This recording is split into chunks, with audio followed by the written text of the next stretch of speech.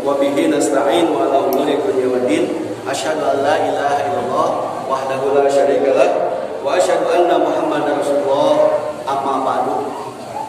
Hadis riwayat Bukhari an Abi Hurairah, dari Abu Hurairah, qala ia berkata, qala Rasulullah sallallahu alaihi wasallam, Rasulullah sallallahu alaihi wasallam bersabda, idza kana yaumul jumu'ati, apabila datang hari Jumat, waqafatil malaikatu ala babil masjid, maka malaikat akan berdiam di pintu masjid.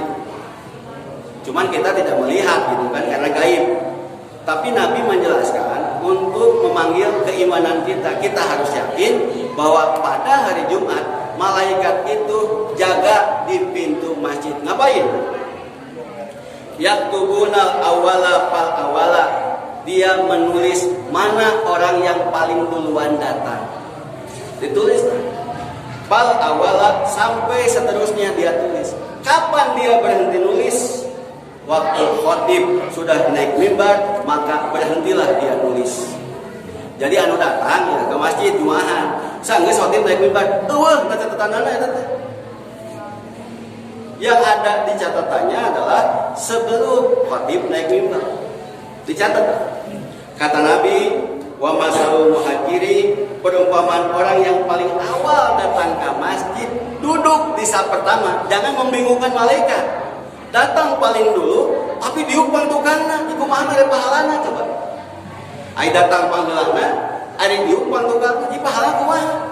Ada orang yang datang paneuri terakhir, tapi duduk paling depan. Ini saya kira akan membingungkan, bukan hanya khotib gitu. Malaikat oke bingung. Wa masalul muhajir, orang yang paling duluan datang ke masjid, kama salil ladzi yuhdi badana, sama dengan orang yang berkurban dengan seekor unta. Jadi anu sampai hiji unta ya. Summa kalladzi yuhdi baqaratan, kemudian saf kedua itu sama dengan orang yang berkurban dengan sapi. Yang ketiga kabshan, sama dengan berkurban dengan kambing. Summa dujajatan, kemudian saf selanjutnya itu sama dengan ayam. Saf selanjutnya baidotan, sama dengan berkurban dengan telur. Cing, sanggeus ndog naon. Tidak disebut oleh Nabi. Jadi tidak setiap yang Jumatan pahalanya sama.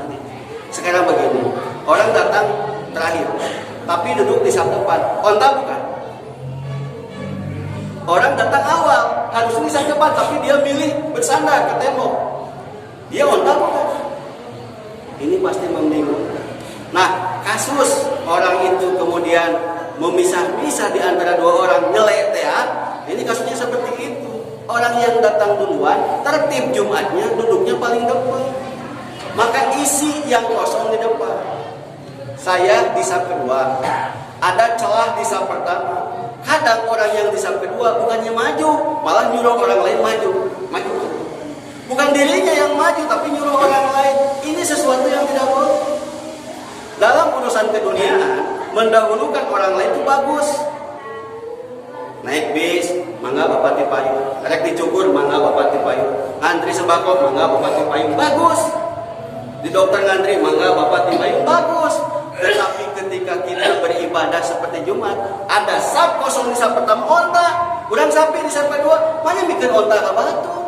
Rugi. Kenapa ada hadis ini? Supaya kita bersemangat dalam ibadah Jumat. Bukan hanya mengandalkan bahwa lu penting mah Jumaahan, bukan lu penting Jumaahan, tapi kita ingin mencari fadilah yang lebih besar. Mudah-mudahan apa yang saya sampaikan bisa menjadi penyemangat, memotivasi kita untuk melaksanakan ibadah Jumat dengan sebaik-baiknya. Dan mudah-mudahan Allah Subhanahu wa taala senantiasa memberikan hidayah dan taufik kepada kita sekalian, dan juga kita bisa meningkatkan kualitas keimanan dan ketakwaan kita kepada Allah Subhanahu wa taala.